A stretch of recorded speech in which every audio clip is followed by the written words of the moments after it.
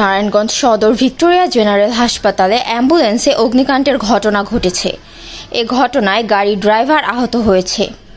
বৃহস্পতিবার ২৮ আগস্ট সন্ধ্যায় হাসপাতাল প্রাঙ্গণে এ ঘটনা ঘটে। প্রত্যক্ষদর্শীরা জানান, সন্ধ্যার দিকে অ্যাম্বুলেন্সটি রোগী ওঠানোর জন্য বের করা হয়। এ সময় অ্যাম্বুলেন্সটি স্টার্ট করতে বিস্ফোরণের ঘটনা ঘটে। এ সময় হাসপাতালে আসা রোগীরা এদিক ওদিক ছোটাছুটি করতে শুরু করেন।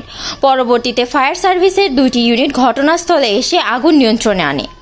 Narayanganj fire service and civil ডিফেন্সের উপসহকারী পরিচালক আবদুল্লাহ আল আরেফিন জানান, অ্যাম্বুলেন্সের ভেতরেই গ্যাসের সিলিন্ডারটি ছিল। সেখানে হয়তো লিকেজ ছিল।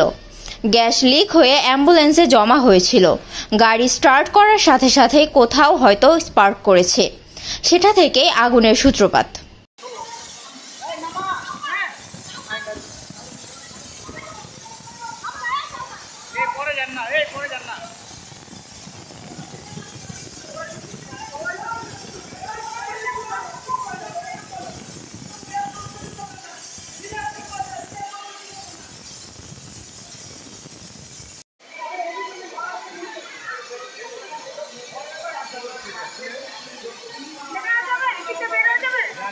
जान